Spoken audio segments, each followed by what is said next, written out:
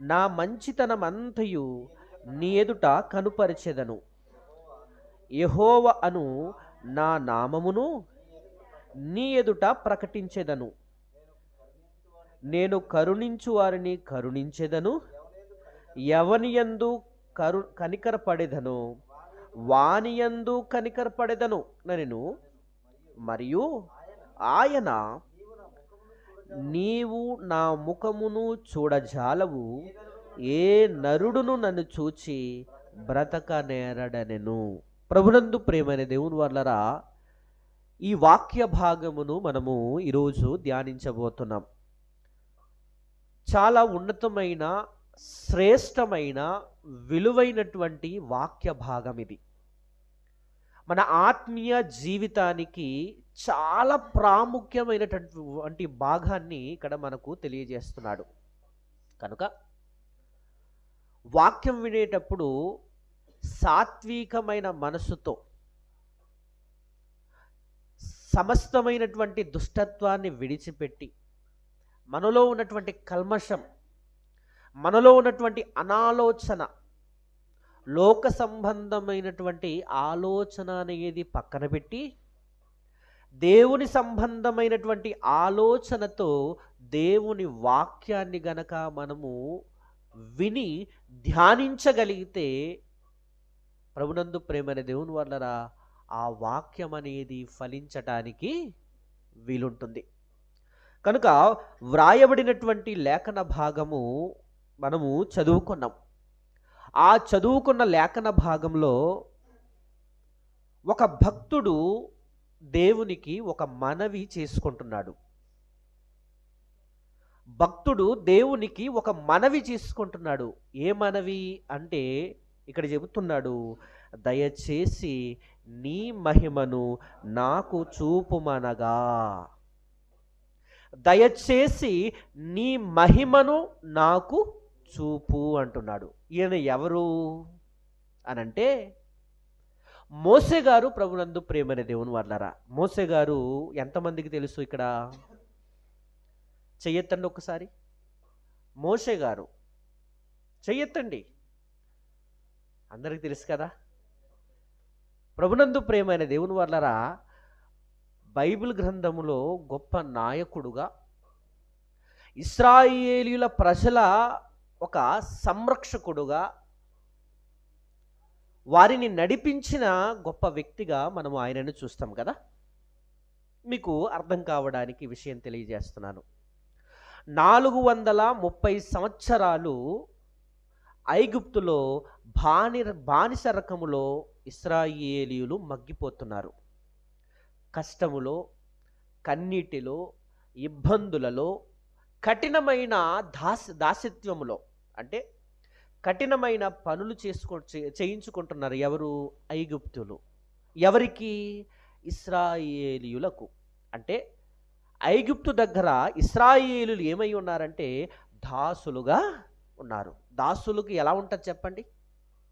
కఠినమైన పనులు చేయిస్తూ ఇబ్బంది పెడుతున్న సమయములో ఇశ్రాయేలు ప్రజలందరూ ఏం చేశారంటే దేవునికి మొరపెట్టుకున్నాడు.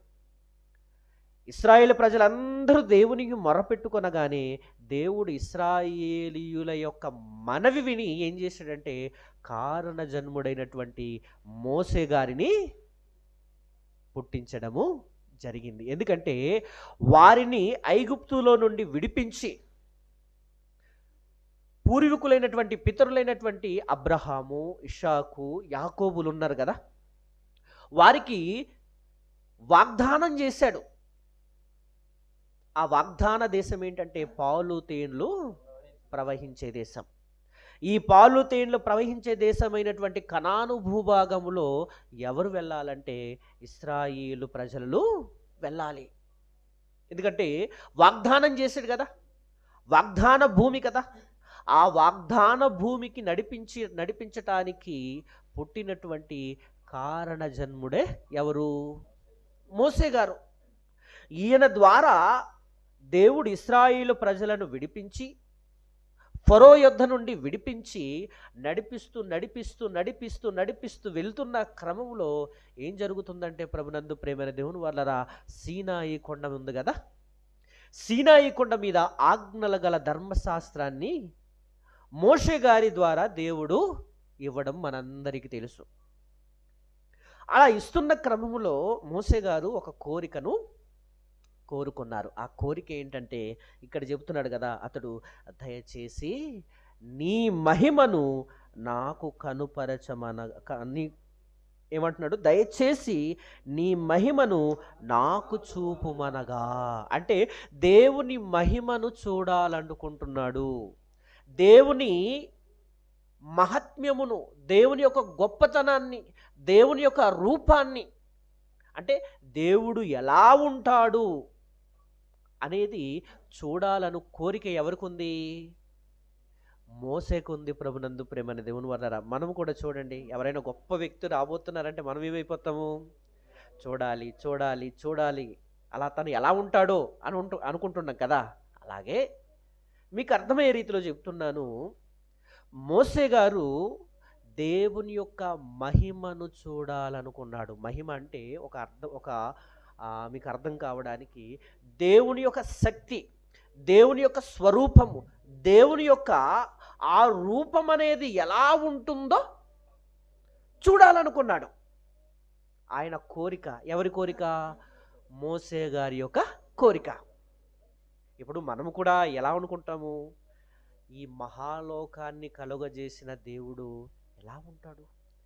ఆకాశము, ఆ నక్షత్రాలు, సూర్యుడు, చంద్రుడు, ఈ భూమిలో ఉన్న జీవరాశులు, ఇవన్నీ మనం చూడగానే మనం ఏమై ఉంటాము? ఇంత పెద్ద విశాలమైనటువంటి ఈ లోకమును ఎవరు తయారు చేసి ఉంటారు? విశాల ప్రపంచాన్ని ఎవరు చేసుంటారు? ఆ వెలుగు, లేదా మనం ఈరోజు అనుభవిస్తున్న ప్రతీది, గాలి కానీ, నీరు కానీ, వేడి కానీ, ఆహారము కానీ, పంచభూతాలను ఎవరు చేసి ఉంటారు అనేది ఉంటుందలే. మనం అనుకుంటామో లేదు చెప్పండి? అనుకుంటాం. ప్రభునందు ప్రేమైన దేవుని వల్ల ఎవరు చేసి ఉంటారు, ఎవరు చేసి ఉంటారు, ఎవరు చేసి ఉంటారు అనేది ఉంటుంది. ఒక ఉదాహరణ మీకు తెలియజేస్తాను. ఇదిగో ఈ యొక్క మొబైల్ ఉంది కదా, మొబైల్ ఎవరు తయారు చేశారంటే పలానా అని చెప్పేస్తున్నాం కదా. పలానా కంపెనీ వాళ్ళు, made in India, made in Japan, made in China. ఈ వస్తువు ఎక్కడ తయారు చేయబడింది, ఎవరు తయారు చేశారు, ఎప్పుడు తయారు చేశారు, ప్రతిదీ మనం ఏం చేసుకుంటున్నాము? తెలుసుకుంటున్నాం కదా. మరి ఇంత పెద్ద ఆకాశము, ఆకాశములో నక్షత్రాలు, సూర్యుడు, చంద్రుడు, ఆ సూర్యుడు భూమి మీద ప్రకాశించటము కదా, వెలుగివ్వటము, ఈ భూమిలో ఎన్నో జీవరాశులు, ఇవన్నీ చూస్తున్నప్పుడు మనకేమనిపిస్తూ ఉంటుంది? నిజంగా ఈ ఆకాశాన్ని ఎవరు చేసుంటారు? ఎప్పుడైనా తెలుసుకోవాలని అనుకున్నామా? ఈ భూమిని ఎవరు చేసుంటాడు? ఎప్పుడైనా తెలుసుకోవాలని ప్రయత్నం చేశామా? మనము తింటున్న ఆహారాన్ని ఎవరు చేశారు అని ఎప్పుడైనా మనం ఆలోచించామా? మనము ఈరోజు పీలుస్తున్న గాలి ఎవరు చేశారని ఎప్పుడైనా మనం ఆలోచించామా? ఆలోచించాలి ప్రభునందు ప్రేమని దేవుని వల్ల. కానీ మనుషులు ఈరోజు చూడండి, నీరు తాగేస్తున్నాడు కానీ ఎవరు చేశారో తెలుసుకోలేకపోతున్నాం. తిండి తింటున్నాడు కానీ ఎవరు చేశారో తెలుసుకోలేకపోతున్నారు. పీల్చే గాలి సమస్తాన్ని అనుభవిస్తున్నాడు కానీ ఇది ఎవరు చేశారు? ఇంతగా నా కొరకు చేయవలసిన అవసరత ఏమైంది? నేను ఆయనకి ఏమవుతానని ఎప్పుడైనా అనుకున్నామా? లేదు ప్రభునందు ప్రేమని దేవుని వల్లరా. తేరగా మనం ఏం చేస్తున్నాము? అనుభవించటమే కానీ ఇది ఎవరు చేశారు అనేది చూడండి. ఒక బట్ట అయినా, ఒక స్వీట్ అయినా మంచిగా ఉన్నప్పుడు ఈ స్వీట్ ఎక్కడ తయారు చేశారంటే అడుగుతాం కదా, అవునా కదా? అలాంటిది ఇప్పుడు ఈ సృష్టిని కానీ మనల్ని ఎవరు చేస్తుంటారని ఎప్పుడైనా అనుకున్నామా? లేదు ప్రభునందు ప్రేమని దేవుని వల్లరా అనుకోవాలి. అనుకోవాలి మనం. ఇక్కడ తెలియజేస్తున్నటువంటి మాట ఏంటంటే, అతడు దయచేసి నీ మహిమను నాకు కనుపరచు అంటున్నాడు. చూసారా, నీ మహిమను నాకు చూపు. నీ మహిమ అంటే నీ శక్తి ఏంటి, నీ మొత్తం రూపం ఎలా ఉంటుందో నేను చూడాలనుకుంటున్నాను అంటున్నాడు ప్రభునందు ప్రేమ అనే దేవుని వల్లరా. ఇక్కడ భక్తుని యొక్క కోరిక అనేది ఇక్కడ మనకు కనబడుతుంది కదా. అయితే ఆ భక్తునికి దేవుడు ఏమంటున్నాడు, ఏమంటున్నాడు కిందన, ఆయన నా మంచితనం అంతయు నీ ఎదుట కనుపరచెదను. దేవుడు ఏమంటున్నాడంటే నా మంచితనం అంతా నీకు కనుపరుస్తాను అంటున్నాడు కదా. ఇప్పుడు భక్తుడు ఏమని అడుగుతున్నాడు అక్కడ, నీ మహిమను చూడాలనుకుంటున్నాను తండ్రి అంటున్నాడు కదా. నీ మహిమను చూడాలనుకుంటుంటే ఈయన ఏం చెబుతున్నాడంటే నా మంచితనం అంతయు నీ ఎదుట కనపరచెదను అంటున్నాడు. అంటే ఇక్కడ దేవుని మహిమను చూడాలనుకుంటున్న భక్తుడు తన మంచితనం అంతా కనపరిచిన దేవుడు. ఇప్పుడు ఒక గొప్ప వింతైనది ఏమైనా తయారు చేసినప్పుడు ఎవరో చూడాలనుకుంటాం కదా ప్రభునందు ప్రేమనే దేవుని వల్లరా, అవునా కాదా? ఇప్పుడు ఇక్కడ వ్రాయబడినటువంటి మాటను బట్టి మనం ఆలోచన చేయగలిగితే, అతడు దయచేసి నీ మహిమను నాకు చూపుమనగా ఆయన నా మంచితనమంతయు నీ ఎదుట కనపరచెదను. అంటే నా మంచితనమంతా నీ ఎదుట కనపరచెదను అన్నాడు. ఇక్కడ ఈరోజు ధ్యానిస్తున్నటువంటి విషయం ఏంటంటే మంచితనం. దేవుడు కనపరచిన మంచితనం. ఇంతకీ మంచితనం అంటే ఏంటి? మంచితనం అంటే ఏంటి చెప్పండి? మంచితనం అంటే ఏంటి? నీ ఎదుట నా మంచితనం అంతటా కనుపరుస్తాను అన్నాడు కదా. ఇంతకీ మంచితనం ఏంటి చెప్పండి? మనుషులు నానా రకాలైన అర్థాలు ఇస్తారు కదా. ఇప్పుడు మనుషులిచ్చే నిర్వచనం ఏంటి మంచితనానికి? మంచితనం అంటే ఏంటి చెప్పండి? మంచితనం అంటే ఏంటి? చెడు చేయకపోవడం మంచితనం, సహాయం చేయడం, ఎవరికి హాని చేయకపోవడం, అందరికి అనుకూలంగా ఉండడం, కష్టాలలో తోడుగా ఉండడం, వీటిని మనం ఇస్తున్నటువంటి నిర్వచనం కదా. మంచితనం అంటే ఏంటంటే ఇదిగో చెడ్డ పని చేయకపోవడం, మంచి పనులు ఎవరైతే చేస్తారో వారిని మంచి వాళ్ళు అని అంటారు కదా. ప్రభునందు ప్రేమ అనే దేవుని వల్లరా మనిషి ఇచ్చే నిర్వచనం అది. మంచితనం అంటే ఏంటంటే మనిషి ఏమంటున్నాడంటే ఇదిగో ఎవరికి హాని చేయకపోవడము, చెడుతనము చేయకపోవటము, ఎవరికి ఒక మాటలు చెప్పాలంటే ఏ రకమైనటువంటి ఇబ్బంది చేయకపోవడమే మంచితనము అని అంటారు కదా. ఇది మనిషి అనుకుంటున్న మంచితనం ప్రభునందు ప్రేమన దేవుని వల్లరా. కానీ ఈ మంచితనం అనేది ఎక్కడ ప్రారంభమైంది? ఇప్పుడు మనం కూడా చాలామంది ఏమనుకుంటుంటాం తెలుసా, ఆ అక్క చాలా, ఆ అన్న ఇలా అంటుంటామంటే అర్థం ఏంటి? వారు కనుపరచడం, వారు చూపించిన దాన్ని బట్టి ఇతను మంచి అని అంటాం కదా. ప్రభునందు ప్రేమ దేవుని వల్లరా అసలు మంచితనం అనేది ఎక్కడ ప్రారంభమైంది? మనిషిలో ప్రారంభమైందా మంచితనం? ఎక్కడ ప్రారంభమైందంటే సాక్షాత్తు దేవునిలోనే మంచితనం అనేది ప్రారంభమైంది. ప్రభునందు ప్రేమ అనే దేవుని వల్లరా మంచితనానికి నిర్వచనం ఎవరు ఇవ్వాలనుకుంటున్నారు? దేవుడు ఇవ్వాలి, మనిషి ఇవ్వలేడు.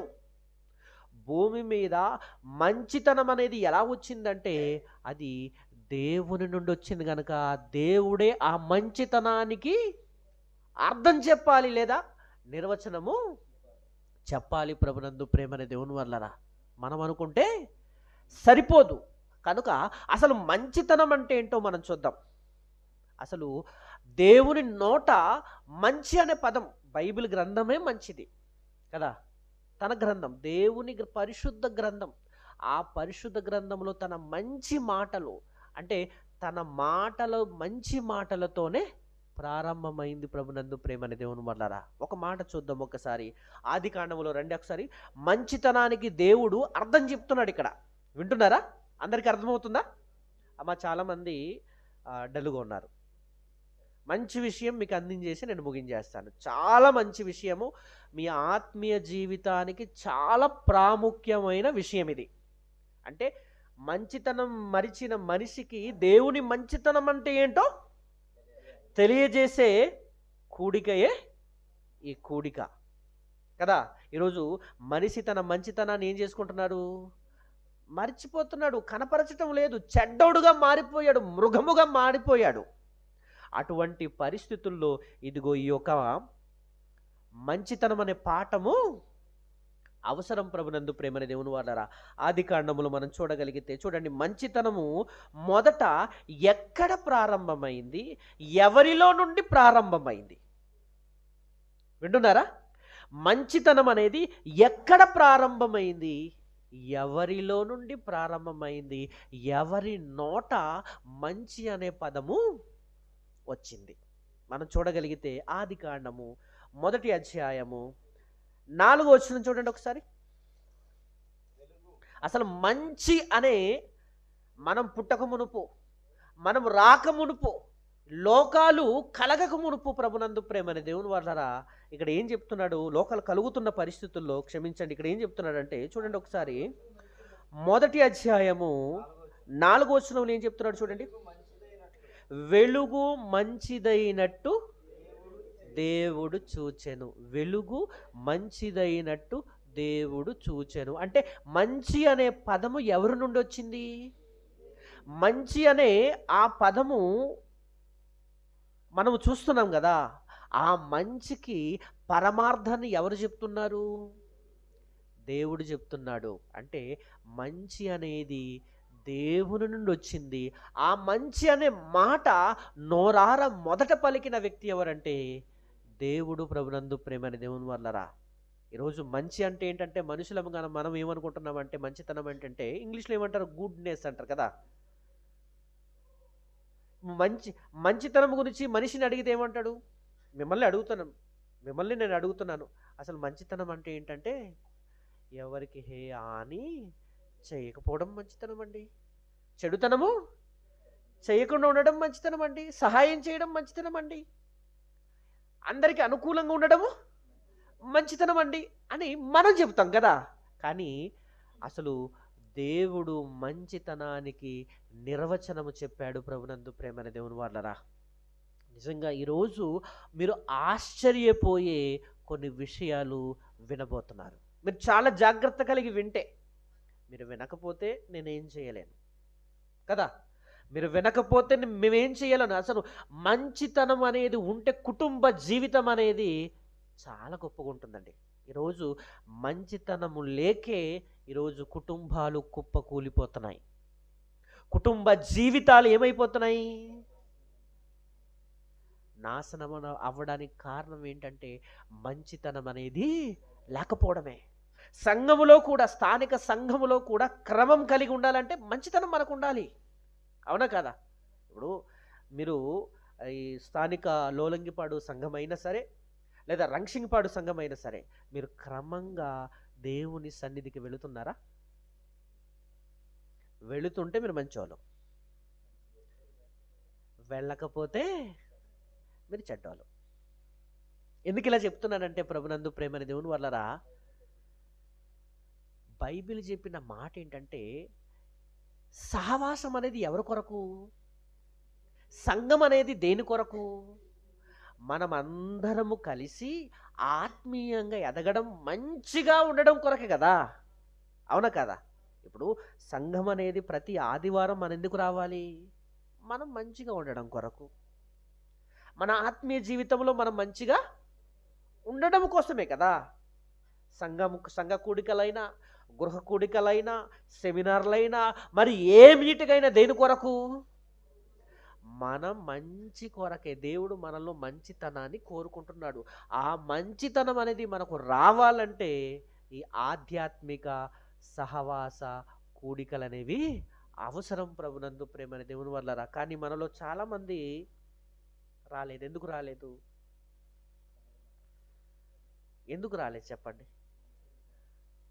ఒక మాట ప్రభునందు ప్రేమని దేవుని వల్లరా, మనకు ఈ ఆయుష్కాలం ఇచ్చింది ఎవరు?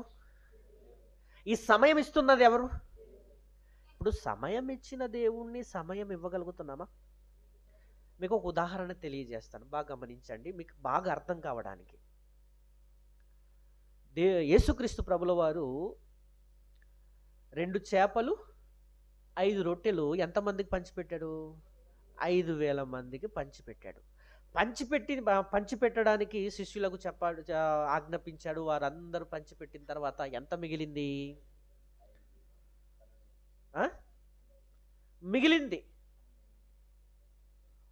మిగిలింది కదా, అవునా కదా? మిగిలిన దాన్ని ఏం చేశాడు? పారేసాడా, ఎత్తాడా? ఎత్తాడు కదా, అవునా కదా? చూస్తారా మాట? మీకు అర్థం కావడానికి, మరలా ఇక్కడ వద్దాంలే, మీకు అర్థం కావడానికి యోహాను సువార్త 6వ అధ్యాయంలో మీకు ఒక మంచి విషయం అర్థం చేయింపజేస్తాను. అక్కడ చూడండి, ఒక్కసారి ఆ మాట చూసుకొని ముందుకు వెళదాం. ఒక్కసారి 6వ అధ్యాయములో మనం చూడగలిగితే, యోహాను సువార్త 6వ అధ్యాయము 10వ వచనము నుండి ఇక్కడ మనం చూద్దాం. ఒక్కసారి 8వ వచనము నుండి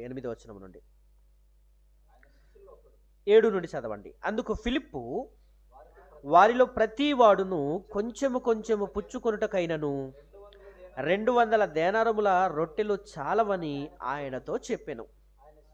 ఆయన శిష్యులలో ఒకడు, అనగా సీమోను పేతురు సహోదరుడైన అంద్రయ, ఇక్కడ ఉన్న ఒక చిన్నవాని యొద్ద 5 ఆవల రొట్టెలు 2 చిన్న చేపలున్నవి గాని ఇంతమందికి ఏమాత్రమని ఆయనతో అనగా, యేసు జనులను కూర్చుండబెట్టుడని చెప్పెను. ఆ చోట చాలా పచ్చిక ఉండెను గనుక లెక్కకు ఇంచుమించు 5,000 మంది పురుషులు కూర్చుండిరి. యేసు ఆ రొట్టెలు పట్టుకొని కృతజ్ఞతాస్తుతులు చెల్లించి కూర్చున్న వారికి వడ్డించెను. అలాగున చేపలు కూడా వారికి ఇష్టమైనంత మట్టుకు వడ్డించెను. వారు చూడండి, ఈ మాట చాలా ప్రాముఖ్యము, చాలా ప్రాముఖ్యము. ఇక్కడ ఏం చెప్తున్నాడంటే, వారు తృప్తిగా తినిన తర్వాత ఏమీ నష్టపడకుండా మిగిలిన ముక్కలు పోగు చేయుడని తన శిష్యులతో చెప్పెను. మిగిలిన ముక్కలను ఏం చేయమన్నాడు? పోగు చేయమన్నాడు. మిమ్మల్ని అడుగుతున్నాను, ప్రశ్నిస్తున్నాను. అదేంటంటే, ఇక్కడ తినే తిండిలో చేపలు కానీ ఆ రొట్టెలు మిగిలిన దాన్ని పోగు చేయమన్నాడు, నష్టపరచకండి అన్నాడు కదా, అవునా కదా? మరి మిగిలిన మన ఆయుష్కాలం ఎంత?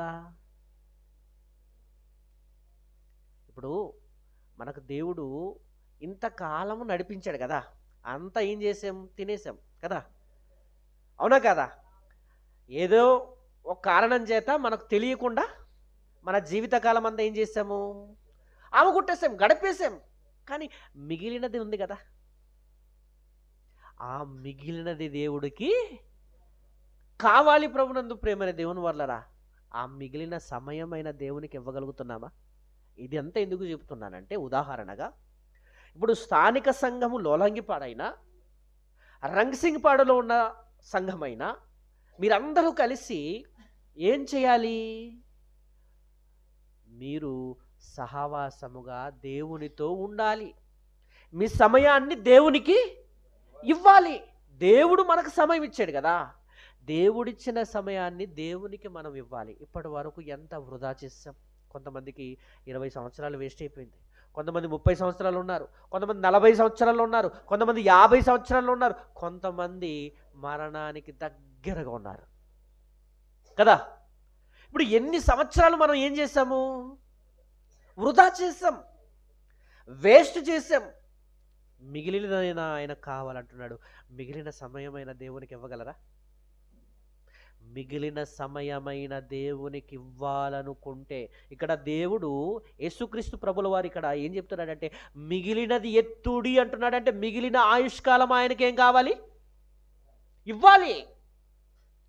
ఇప్పుడు మనకు మిగిలిన ఆయుష్కాలం ఎంతెంత ఉందో ఎప్పుడు ఏమైపోతామో తెలియదు. ఉన్నప్పుడే మన ఆయుష్కాలమును దేవుని కొరకు ఉపయోగించే వారముగా ఉండాలి. దేవుడు మనకు సమయం ఇచ్చాడు. ఇచ్చిన సమయాన్ని దేవునికి మనము, ప్రభునందు ప్రేమనే దేవుని వల్లరా, దేవుడు మనకు సమయం ఇస్తే మనమేమో దేవునికి, ఎంత తెలివితేటలండి మనకు. మనిషి ఎంత తెలివితేటలు. ఎవరినైనా అడిగితే ఏమంటున్నారు? Busy life. లేదన్నా పాడేరు వెళ్ళేసి రావాలి, మా ఇంట్లో ఈ పరిస్థితులు ఉన్నాయి, మేము పొలం పనులకు వెళ్ళాలి, మేము కాపుకు వెళ్ళాలి, మేము ఈ పనికి చెయ్యాలి. మిగిలిన కాలమైన దేవునికి ఇవ్వాలనే ఆలోచన మనకుందా? ఒక్కసారి ఆలోచన చేయండి. ప్రభునందు ప్రేమని దేవుని వల్లరా, ఈ లోలంగిపాడు ప్రారంభం ఎలా ఉండేది? ఈ లోలంగిపాడు ప్రారంభం ఎలా ఉండేది? 6, 7, 8 సంవత్సరాల క్రితము మేము వచ్చినప్పుడు నిండిపోయేవారు ప్రభునందు ప్రేమని దేవుని వల్లరా. వీధి ఆ ఎదురుంది కదా, కృష్ణన్న గారి ఒక ఇంటి పక్కన సహోదరులు నిండిపోయేవారు ప్రభునందు ప్రేమని దేవుని వల్లరా. అసలు ఇది లేదప్పుడు. మీరంతా కష్టపడి చెయ్యి కలిపి మనమందరము సహవాసములో దేవుల్లో ఉన్నతంగా ఎదుగుదామని అప్పుడు ప్రారంభంలో ఆలోచించి ఇది కట్టారు కదా. కట్టిన తర్వాత ఇక్కడ స్థానిక లోలంగిపాడైనా రంగసింగిపాడైనా మీరందరూ ప్రారంభములో మీరు ఆలోచన ఉంది కదా, ఆలోచన లేకుండా కట్టిన తర్వాత అందరూ లేకపోవడం ఏంటి?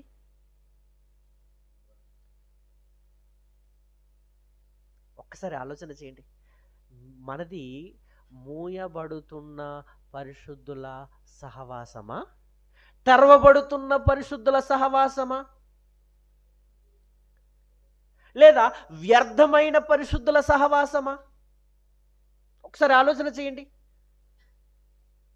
చాలామంది సహవాసానికి, కూటానికి, దేవుని కార్యక్రమానికి పాలు పంపులు అవ్వటం లేదంటే వారు మూయబడుతున్నారు. మూయబడుతున్నారంటే అర్థం ఏంటి? దేవునికి దూరం అవుతున్నారు, దేవునితో సంబంధాన్ని కోల్పోతున్నారు, విడిచిపెడుతున్నారంటే చాలా ప్రమాదంలో ఉన్నారు ప్రభునందు ప్రేమని దేవుని వల్లరా. అవునా కాదా? ఇప్పుడు మనము సహవాసంలో ఉండాలి, దేవునిలో ఉండాలి. ఈ మిగిలిన జీవితం మనకు దేవుడిచ్చాడని తెలుసుకొని ఈ మిగిలిన జీవితమునైనా నేను దేవుని కొరకు అప్పగించాలనే భావన మనలో రావాలి. కానీ మనలో రావటం లేదంటే అర్థం ఏంటి? మనలో మంచితనం ఉందా? ప్రభునందు ప్రేమనే దేవుని వల్లరా, అసలు మంచితనానికి మనిషి అర్థమే మరిచిపోయాడు ప్రభునందు ప్రేమనే దేవుని వల్లరా. ఆ మంచితనం, మనిషి మరిచిన మంచితనం గురించి ఈరోజు మనము నేర్చుకోబోతున్నాం. ప్రభునందు ప్రేమనే దేవుని వల్లరా. ఇక్కడ ఆలోచన చేయగలిగితే నా మంచితనం అంతా నీ ఎదుట కనుపరిచిదని అన్నాడు కదా. ఆ మంచితనం అనేది ఎవరి నుండి ప్రారంభమైందంటే దేవుని నుండి ప్రారంభమైంది. తన నోట మంచి అనేది ఆయన నుండి ప్రారంభమైంది, మనుషుల నుండి కాదు. ఎలా ప్రారంభమైందో మనం చూడగలిగితే చక్కటి మాట చూద్దాం ఒక్కసారి. మరలా ఆది కాండంలోనికి రండి. అసలు మంచితనం అనేది ప్రారంభమైంది దేవునిలోనే కదా.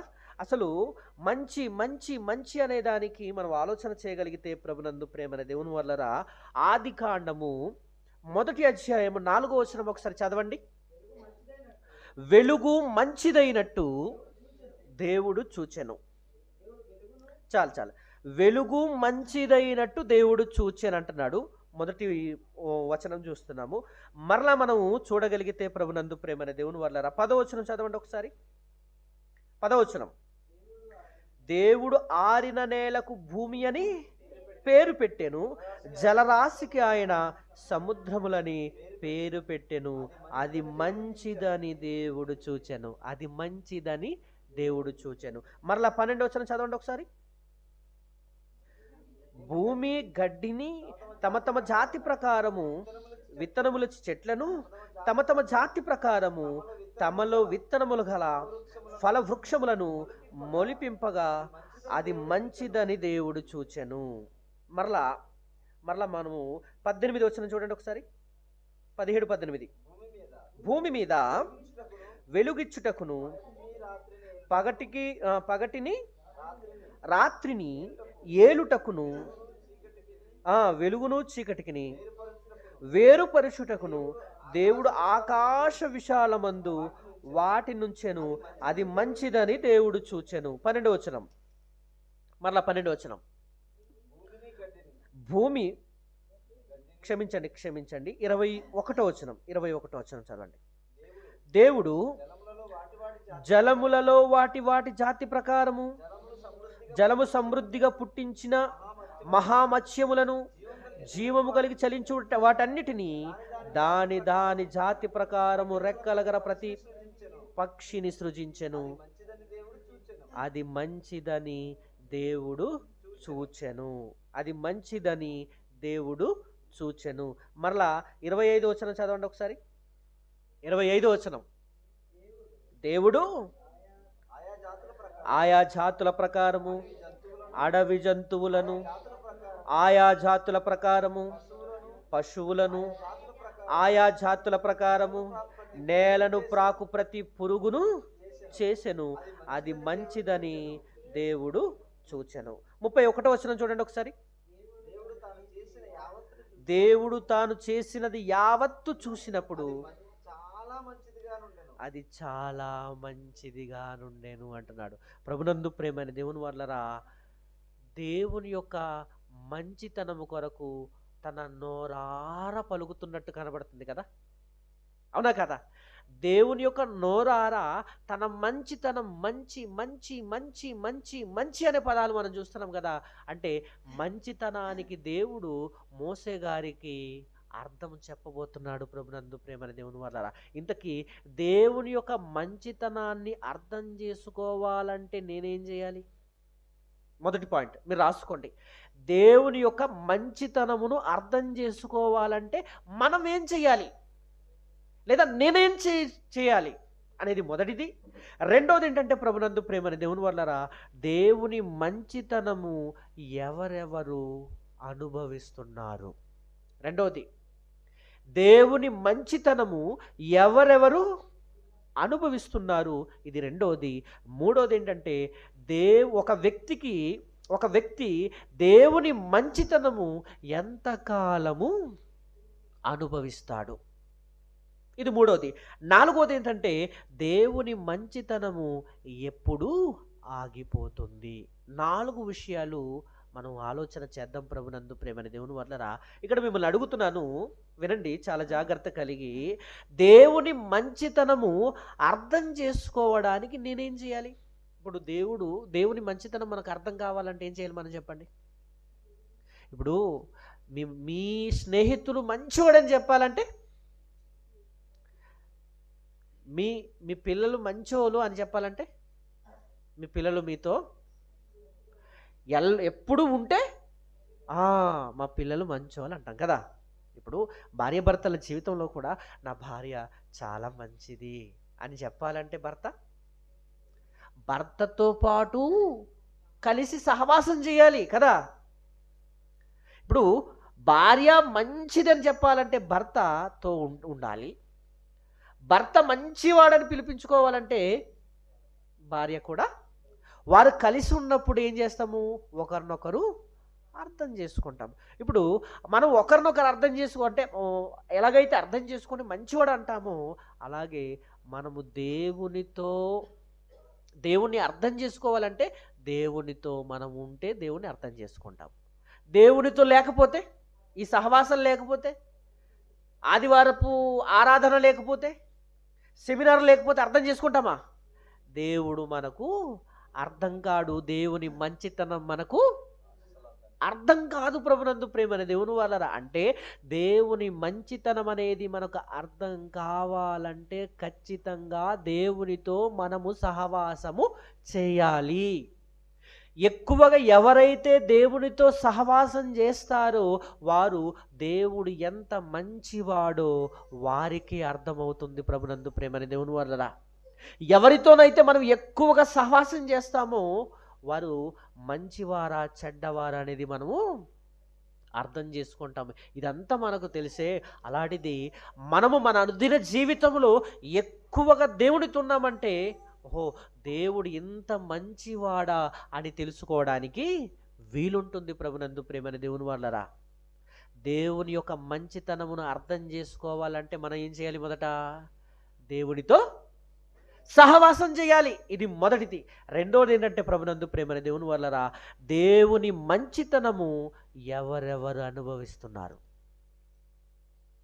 దేవుని మంచితనము ఎవరెవరు అనుభవిస్తున్నారు, ప్రతి వారు మనం అనుభవిస్తున్నాం. ప్రభునందు ప్రేమని దేవుని వల్లరా, నేను అనుభవిస్తున్నాను, మీరు అనుభవిస్తున్నారు. భూమి మీద ఉన్న ప్రతి మనిషి దేవుని మంచితనాన్ని అనుభవిస్తున్నారే కానీ ఆ దేవుని యొక్క మంచితనాన్ని అర్థము చేసుకోవటం లేదు. ప్రభునందు ప్రేమని దేవుని వల్లరా, దేవుని యొక్క మంచితనాన్ని మరిచిపోతున్నారు. ఆ దేవుని యొక్క మంచితనం ఎక్కడుందంటే మనం చదువుకున్నాం కదా, వెలుగు మంచిదైనట్టు చూశాడట. అంటే వెలుగులో ఏముంది? దేవుడు ఎంత మంచివాడో మనకు అర్థం కావాలంటే ఏం చేయాలి? వెలుగు. ఆ వెలుగు ఎవరి కొరకు? మనకొకరు కదా. అంటే మనం ఏం చేస్తున్నాము? అనుభవిస్తున్నాం. అంటే వెలుగును అనుభవిస్తున్న మనము వెలుగులో ఉన్న మంచితనాన్ని చూస్తున్నాము. ఆ మంచితనం అనేది ఎక్కడి నుండి వచ్చింది? దేవుని యొక్క మంచితనం. ప్రభునందు ప్రేమని దేవుని వల్లరా, ఇక్కడ చూడగలిగితే వెలుగు మొదట మనం 4వ వచనం చదివాం కదా, అక్కడ వెలుగు మంచిదైనట్టు చూచానన్నాడు. మరలా మనం కింద 10వ వచనంలో వచ్చేసరికి దేవుడు ఆరిన నేలకు భూమి అని పేరు పెట్టెను, జలరాశికి ఆయన సముద్రం అని పేరు పెట్టెను, అది మంచిదని దేవుడు చూచెను. అంటే నేలలో ఏముంది? నేలలోకి మంచి ఉందట, ఆకాశానికి మంచి ఉందట. నేల భూమి మీద ఉన్న విత్తనములచ్చు చెట్లన్నిటిలో ఏముంది? దేవుని మంచితనం ఉందట. సూర్యునిలో దేవుని మంచి, పెద్ద జ్యోతి అన్నాడు కదా, సూర్యునిలో దేవుని మంచితనం ఉంది, చంద్రునిలో దేవుని మంచితనం ఉంది, సముద్రపు చేపల్లో దేవుని మంచితనం ఉంది, ఆకాశ పక్షుల్లో దేవుని మంచితనం ఉంది. అలాగే భూమి మీద ఉన్న పశువులు, అక్కడ ఉన్నటువంటి పురుగులు, ప్రతి జీవరాశిలో ప్రభునందు ప్రేమని దేవుని వల్లరా దేవుని యొక్క మంచితనం అనేది ఉంది. ఈరోజు మనము దేవుని మంచితనాన్ని అనుభవిస్తున్నామే కానీ దేవుడు ఎంత మంచివాడో అర్థము చేసుకోలేకపోతున్నాం. ప్రభునందు ప్రేమని దేవుని వల్లరా, నిజంగా వెలుగును మనం అనుభవిస్తున్నాడు. వెలుగు ఎవరి కొరకు? మనం అనుభవిస్తున్నాం. ఆకాశం ఎవరి కొరకు? నేల ఎవరి కొరకు? నేలలో ఉన్నటువంటి జీవరాశులు ఎవరి కొరకు? చెట్లు ఎవరి కొరకు? ఫల వృక్షములు ఎవరి కొరకు?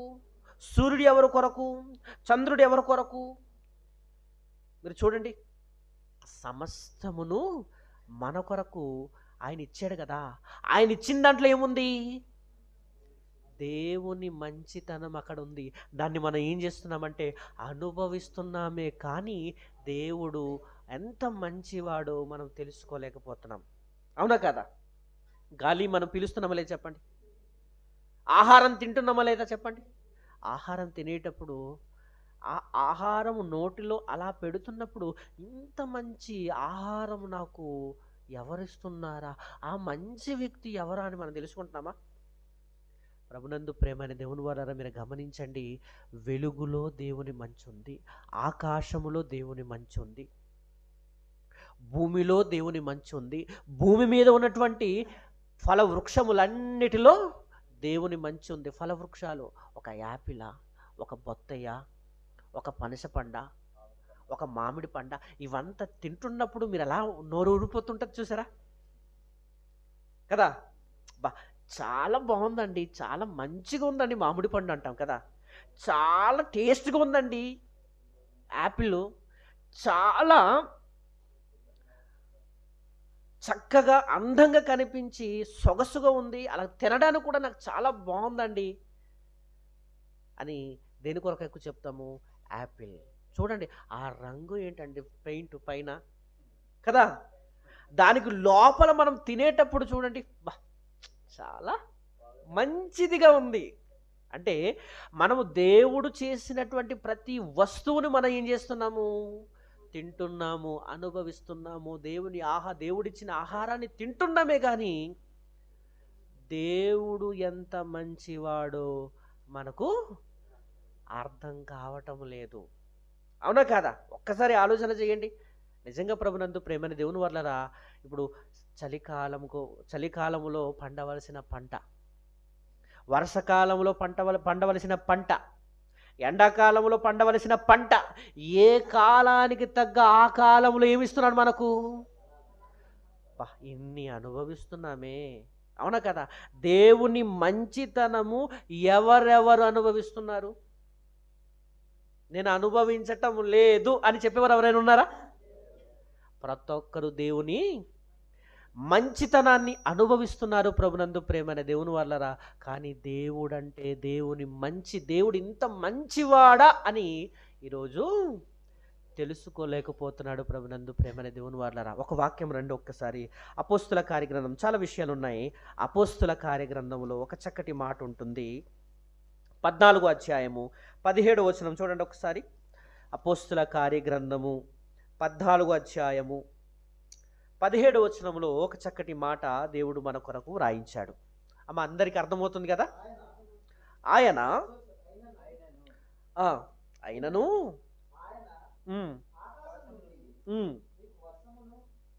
ఆకాశము నుండి మీకు వర్షమును ఫలవంతములైన ఋతువులను దయచేయుచు ఆహారం అనుగ్రహించుచు ఉల్లాసముతో మీ హృదయములను నింపుచు మేలు చేయుట చేత తన్ను గూర్చి సాక్ష్యము లేకుండా చేయలేదని బిగ్గరగా చెప్పిరి.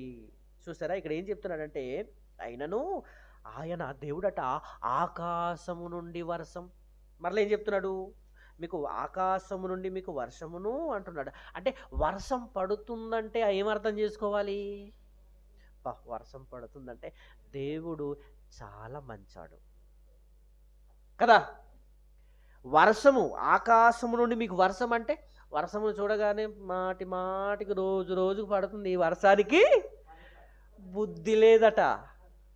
పనిపాట, మనకు పనిపాట ఉంది, మనకు బుద్ధి ఉంది కదా. బుద్ధి లేనివారు, పనిపాట లేనివారు ఏం చెప్తారు? బుద్ధి లేదని ఎవరికి చెప్తారు? వర్షానికి చెప్తారు. కానీ వర్షం ఎంత మంచిదో చెప్పనా? ఈరోజు వర్షం పడితేనే ఆహారము మనకు ఉంది కదా.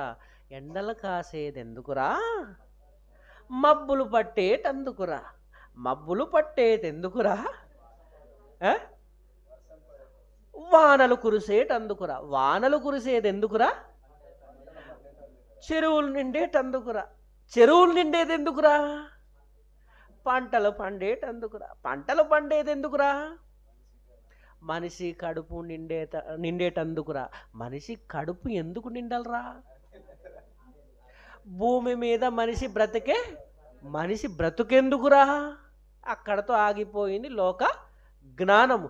కానీ దేవుని జ్ఞానం ప్రారంభమైంది ఏంటంటే, దేవుని పని చేసి పరలోకము వెళ్ళేటందుకురా.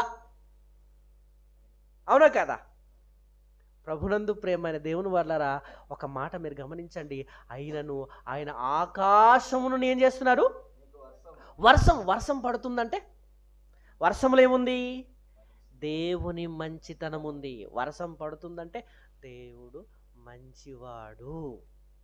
వర్షం పడితేనే కదా పంటలు పండుతాయి. పంటలు పడితే కదా మన కడుపు నిండుతుంది. కడుపు నిండితేనే కదా మనం బతుకుతాం. అవునా కదా? ప్రభునందు ప్రేమని దేవుని వల్లరా, ఆ వర్షములో దేవుని యొక్క మంచితనం ఉంది. ప్రభునందు ప్రేమని దేవుని వల్లరా, గాలిలో దేవుని మంచితనం ఉంది. గాలి ఎంతమంది పీలుస్తున్నామండి? అవునా కదా? గాలిలో దేవుని మంచితనం, పంచభూతాలన్నిటిలో ఏముంది? దేవుని మంచితనం ఉంది. అంటే దేవుని మంచితనం అంతా మనం ఏం చేస్తున్నాము? అనుభవిస్తున్నాము. దేవుని మంచితనాన్ని మనము అనుభవిస్తున్నాము. అనుభవిస్తున్న మనము దేవుడు ఎంత మంచివాడో మనకు అర్థమవుతుందా? ప్రభునందు ప్రేమైన దేవుని వల్లరా, సృష్టిలో దేవుని మంచితనము ఉంది. మొదటిది ఏంటంటే, దేవుని యొక్క మంచితనాన్ని మోసే గారికి చూపిస్తున్నాడు. సృష్టి ఉంది కదా, వెలుగు, ఆకాశము, మనకు భూమి, సూర్యుడు, చంద్రుడు, నక్షత్రాలు, వీటన్నిటి కలిపి పంచభూతాలన్నిటిని కలిపి సృష్టి అంటాం కదా. ఈ సృష్టిలో ఏముందనుకుంటున్నారు? సృష్టి అంతట్లో చూడగానే దేవుని మంచితనం ఉంది. దేవుని మంచితనం గురించి ఎవరికి చెప్తున్నాడు? నా మంచితనం అంతయు నీకు కనుపరచదని అన్నాడు కదా.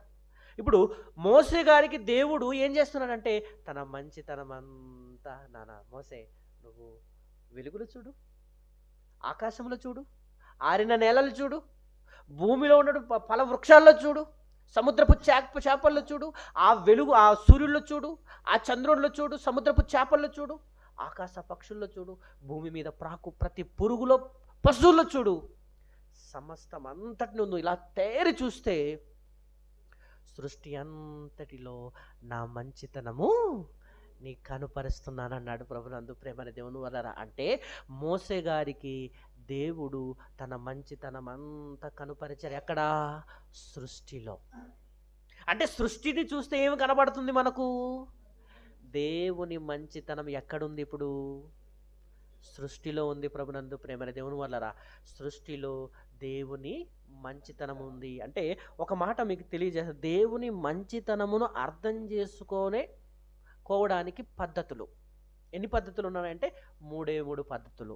అదేంటంటే, మొదటిది మీరు రాసుకునేవారైతే రాసుకోండి.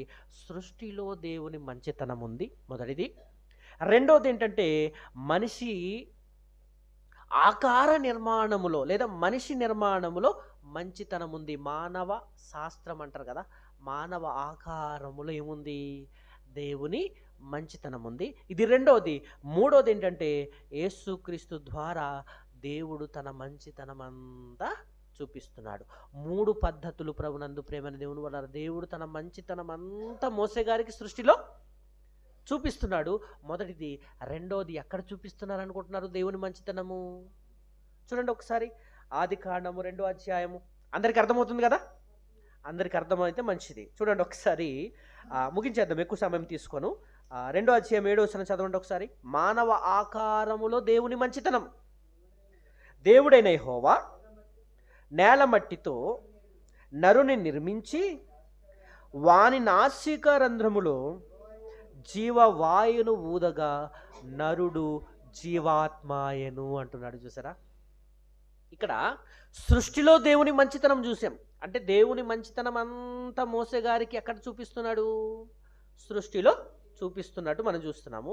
రెండోది ఏంటంటే, మానవుని యొక్క ఆకార నిర్మాణములో కూడా దేవుని మంచితనం ఉందట.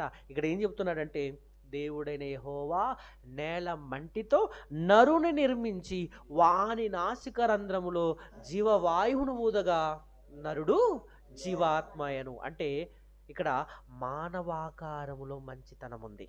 ఉదాహరణ మీకు తెలియజేస్తాను. మీ కళ్ళను మీరు అద్దం ముందు నించున్నప్పుడు చూడండి, మిమ్మల్ని మీరు ఏమైపోతుంటారు? పొంగిపోతుంటారు కదా. నాకు చాలా మంచి కళ్ళు ఉంది, మంచి ముక్కు ఉంది, మంచి చెవులు ఉన్నాయి, మంచి చేతులు ఉన్నాయి, మంచి కాలు ఉంది, అబ్బా నా జుట్టు చాలా బాగుంది. ఇటు అటు ఏం చేసేస్తుంటాము? తిప్పేస్తుంటాం. అబ్బా మనల్ని మనం చూసుకుంటే ఏం చేసుకుంటుంటాం చెప్పండి? పొంగిపోతుంటాం. ఆ అద్దం నుండి బయటికి రాము. మాటి మాటికి అద్దంలోకి వెళ్తున్నామంటే అర్థం ఏంటి? అవునా కాదా? అంటే ఎంత మంచిగా దేవుడు మానవాకారాన్ని చేశాడు కదా.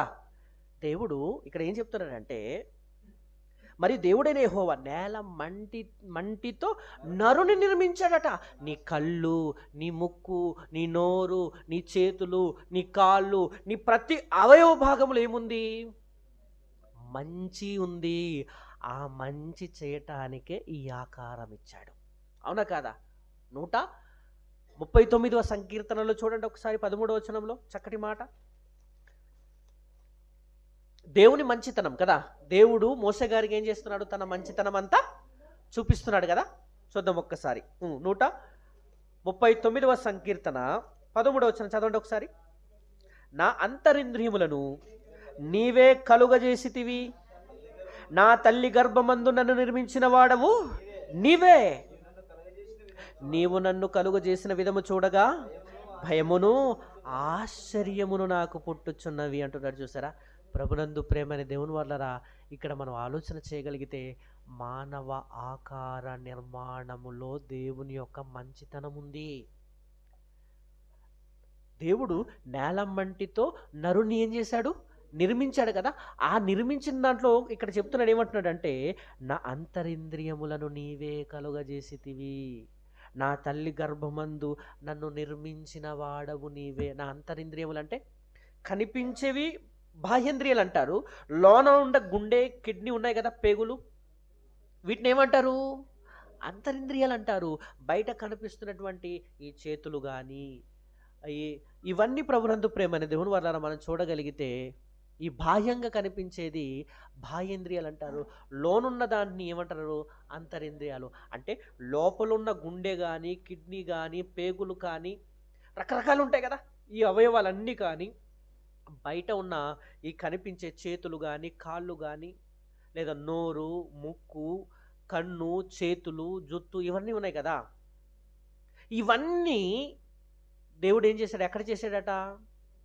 ఇక్కడ ఏం చెప్తున్నాడంటే నా అంతరింద్రియములను నీవే కలుగజేసితివి, నా తల్లి గర్భమందు నన్ను నిర్మించిన వాడవు, నా తల్లి గర్భమందు నన్ను నిర్మించిన వాడవు నీవే అంటున్నాడు. ప్రభునందు ప్రేమని దేవుని వల్లరా నీవు నన్ను కలుగజేసిన విధమును చూడగా నాకు భయమును ఆశ్చర్యమును నాకు అంటే దావీదు గారు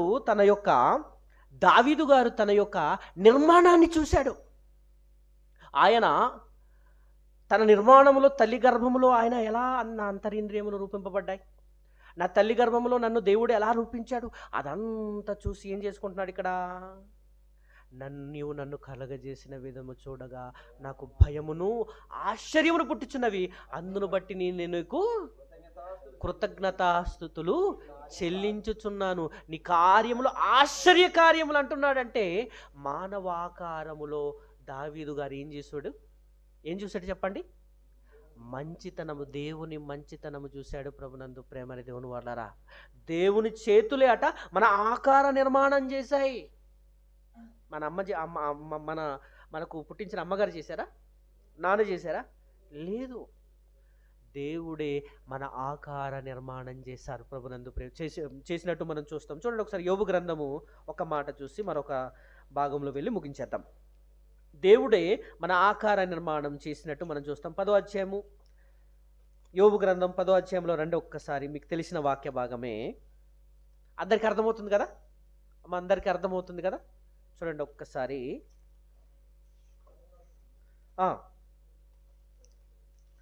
10 నుండి చదువుదాం.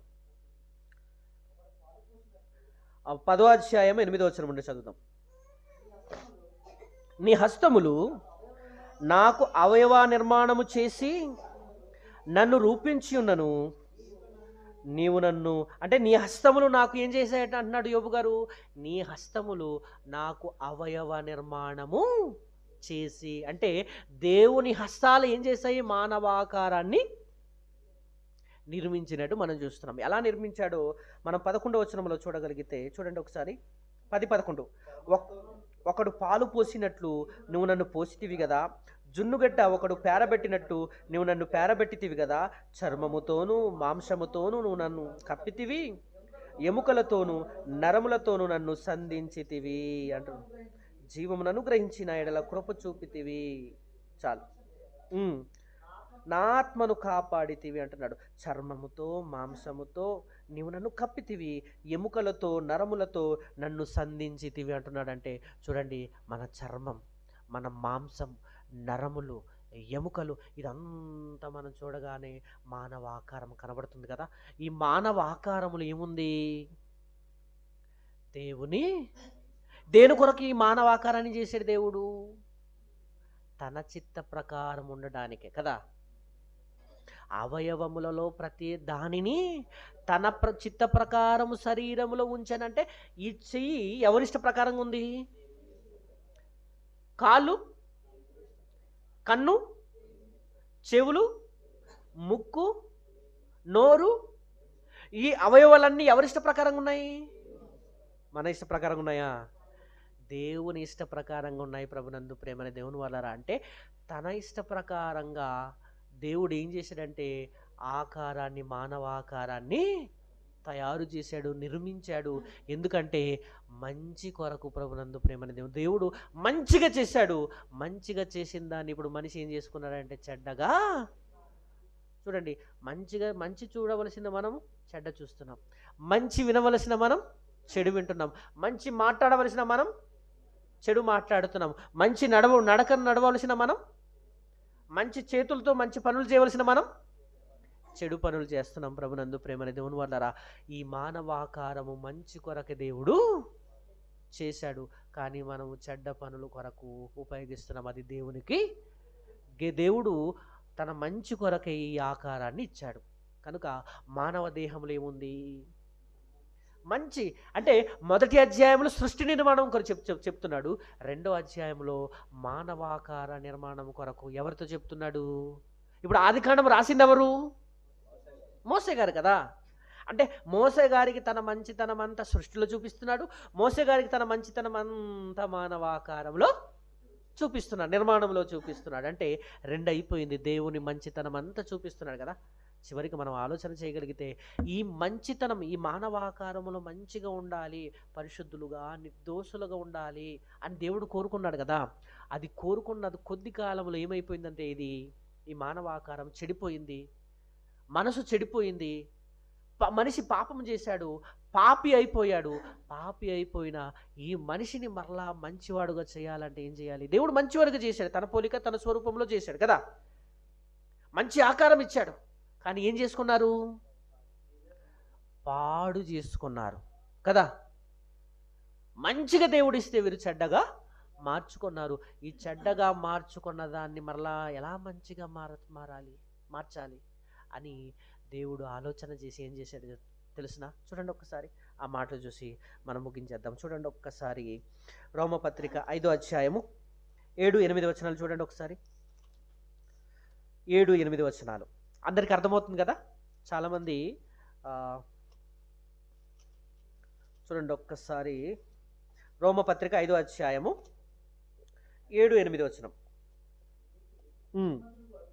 నీతిమంతుని కొరకు సహితము ఒకడు చనిపోవుట అరుదు, మంచివాని కొరకు ఎవడైనను ఒకవేళ చనిపోవచ్చును. అయితే దేవుడు మన ఎడల తన ప్రేమను వెల్లడిపరుచుచున్నాడు. ఎట్లనగా మనం ఇంకను పాపులమై ఉండగా క్రీస్తు మన కొరకు చనిపోయెను అంటున్నాడు. చూసారా? ప్రభునందు ప్రేమని దేవుని వల్లరా, మనకు మంచిగా చేస్తే ఆ మంచితనాన్ని పోగొట్టుకున్నామండి. ఆ మంచితనాన్ని పోగొట్టుకునగానే దేవుడు ఏం చేశాడంటే మరలా మనకు మంచి వాళ్ళుగా చేయటానికి ఏ మంచి లేని మనకు, వినండి మరలోసారి చెప్తున్నాను. ఇక్కడ ఆదాము హవ్వలు దేవుని మాట వినకుండా పాపము చేశారు కదా. పాపము చేసి దేవుడిచ్చిన మంచితనాన్ని పోగొట్టుకున్నారు కదా. పోగొట్టుకున్న ఆ మంచితనాన్ని మరలా దేవుడు ఇవ్వటానికి ఏం చేశాడంటే తన ప్రియ కుమారుడైన యేసుక్రీస్తు ప్రభుల వారిని భూమి మీద పంపించి ఆయన శిలువ యాగము ద్వారా, ఆయన శిలువ మరణము ద్వారా మరలా మనల్ని ఏం చేసుకున్నాడంటే పోగొట్టుకున్న మంచితనాన్ని ఇచ్చాడు. ప్రభునందు ప్రేమని దేవుని వాళ్ళరా, నిజంగా మనం ఆలోచన చేయగలిగితే ఏ మంచి మనలో లేదండి.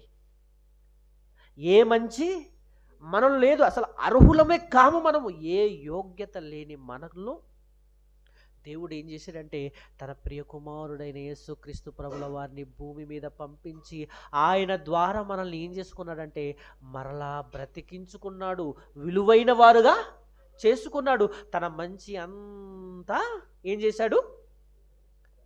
తన మంచి అంతా కనుపరిచాడు. ప్రభునందు ప్రేమని దేవుని వల్లరా, మీరు గమనించండి, మంచివాని కొరకు ఒకటి తెగింపవచ్చు కానీ మనం ఎలాంటి వారట? కింద చెప్తాడు చూడండి, నేను చదువుతున్నాను.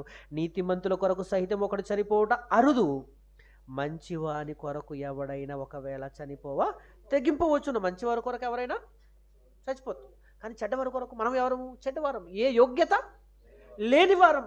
అటువంటి మన ఎలాడ ఇక్కడ ఏం చెప్తున్నాడంటే ఇదిగో చెప్తున్నాడు చూడండి. అయితే దేవుడు మన ఎడల తన ప్రేమను ఏం చేస్తున్నాడు? వెల్లడిపరుస్తున్నాడట. తన ప్రేమను వెల్లడిపరుస్తున్నాడు. ఎలాంటి ప్రేమ అది? వెల్లడిపరుస్తున్నాడని చెబుతూ ఇక్కడ ఏమంటున్నాడంటే, ఎట్లనగా మనం ఇంకను పాపులమై ఉండగానే క్రీస్తు మన కొరకు చనిపోయాను. మనం పాపులమై ఉండగానే క్రీస్తు మనకు చనిపోయాడంటే, ఇప్పుడు మనము దేవుని మంచితనం అంతా మరలా మనలో ఏం చేస్తున్నాడు? దేవుడు తన మంచితనం అంతా యేసుక్రీస్తు ద్వారా మనకు అనుగ్రహిస్తున్నాడు. ఇక్కడ గమనించుకోవాల్సింది ఏంటంటే, దేవుని యొక్క మంచితనం అంతా ఇక్కడ కనపరిచేది ఎవరు? యేసుక్రీస్తు వారు. అంటే యేసుక్రీస్తు వారిని మనము శిలువ యాగములో చూస్తే దేవుని మంచితనం అంతా ఎక్కడ కనబడుతుంది? యేసుక్రీస్తు శిలువ మరణములో కనబడుతుంది. యేసుక్రీస్తు ప్రభుల వారు 33.5 సంవత్సరాలు భూమి మీద బతికారు కదా. ఆ 33.5 సంవత్సరాలు యేసుక్రీస్తును చూస్తే ఎవరిని చూసినట్టు? దేవుణ్ణి చూసినట్టు. ప్రభునందు ప్రేమైన దేవుని వల్ల అంటే దేవుని మంచితనం అంతా చూపించాడు ఎవరు? యేసుక్రీస్తు ప్రభుల వారిని. యేసుక్రీస్తు ప్రభుల వారే చూపించాడు.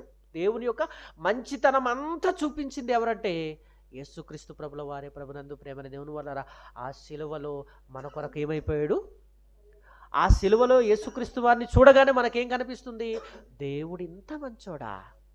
ఏ అర్హత, ఏ యోగ్యత, ఎందుకు పనికిరాని మమ్ములను మరలా మంచివారుగా చేయటానికి మంచివాడైన యేసుక్రీస్తు ప్రభుల వారిని పంపించి ఆయన శిలువ మరణం ద్వారా మరలా ఏం చేసుకున్నాడు? మంచివారుగా చేసుకున్నాడా అని మనమందరము దేవునికి కృతజ్ఞత చెప్పేవారుగా ఉండాలి. ప్రభునందు ప్రేమైన దేవుని వాళ్ళరా, మీరు గమనించండి. మోసే గారు ఏమన్నారు? తండ్రి, నీ మహిమ కనపరచు, చూపించి, నేను చూడాలనుకుంటున్నాను నీకంటే. దేవుడు ఏమన్నాడంటే, నా మంచితనం అంతా నీ ఎదుట కనుపరుస్తానన్నాడు. నన్ను చూచి ఏ నరుడు బ్రతకలేడు, నన్ను ఎవరు చూడలేడు. ఏ నరుడు నన్ను చూచి బ్రతక నేరడన్నాడు కదా.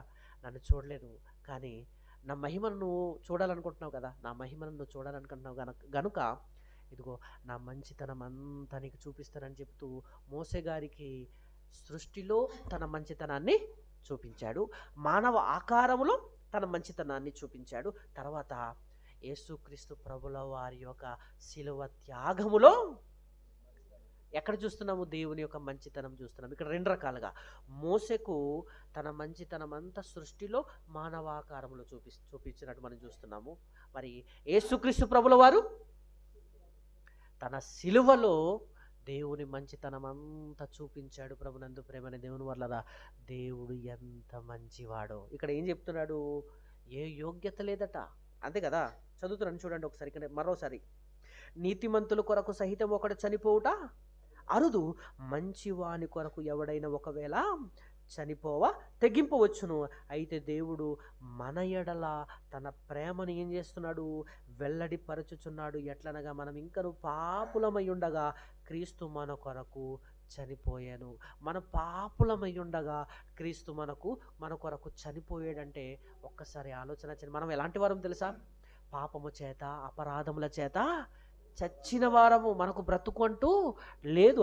అలాంటప్పుడు దేవుడు ఏం చేశాడంటే తన ప్రియ కుమారుని ద్వారా తన ఉన్నత ప్రేమ చేత, తన దయచేత, కృపచేత మరలా బ్రతికించుకున్నాడు. మన క్రియల వలన కలిగినది కాదు, ఆయన కృప, ఆయన వరమే. ప్రభునందు ప్రేమైన దేవుని వల్లరా అంటే దేవుని మంచితనం ఎంతగా కనుపరుస్తున్నాడు ఒకసారి ఆలోచన చేయండి.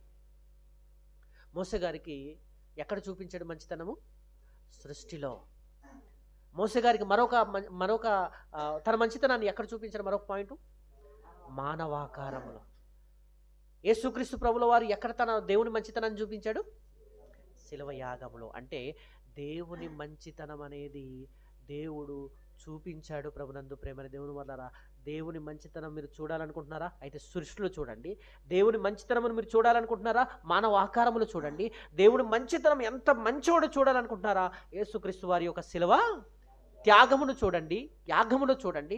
అలాగే దేవుడు ఎంత మంచివాడా అని తెలుసుకోవాలనుకుంటున్నారా? అయితే ప్రతినిత్యము బైబిల్ని చదవండి. దేవుడు ఎంత మంచివాడో అర్థమవ్వాలంటే బైబిల్ తెలియజేస్తుంది. కనుక ప్రతినిత్యం మనం బైబిల్ చదువుతూ, సృష్టిని పరిశీలిస్తూ మనం ఏం చేయాలంటే దేవుని మంచితనాన్ని తెలిసి, ఆ దేవుని మంచితనాన్ని పొందుకొని ఇతరులకు మన మంచితనాన్ని ప్రకటించేవారుగా మనం ఉండాలి. ప్రతి ప్రతి నెలలో మనకు సహోదరులు పెడుతున్నారు కదా, ఏంటి సువార్తలు. అది ఏమనుకుంటున్నారు? దేవుని యొక్క మంచితనాన్ని ప్రకటించడం. కనుక దాన్ని మీరు ఆపకుండా క్రమముగా మంచిగా మీరు నడిపించేవారుగా ఉండాలని కోరుతూ, ఈ సమయం ఇచ్చినందుకు మీ అందరికీ వందనాలు తెలియజేస్తూ నా మాటలు ముగిస్తున్నాను. ఎక్కువ సమయం తీసుకున్నాను, అర్థం చేసుకోవాలని ప్రభు పేరట కోరుతున్నాను. అందరికీ వందనాలండి. Thank you so much. అందరికీ వందనాలు. Thank you.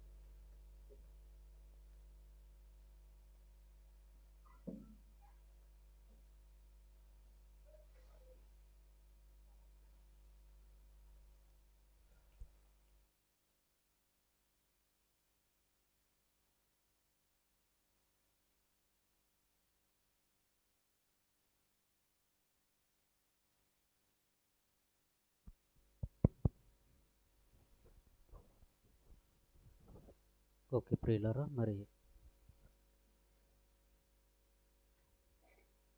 చాలా చక్కటి మాటలు మరి నేర్చుకున్నాము.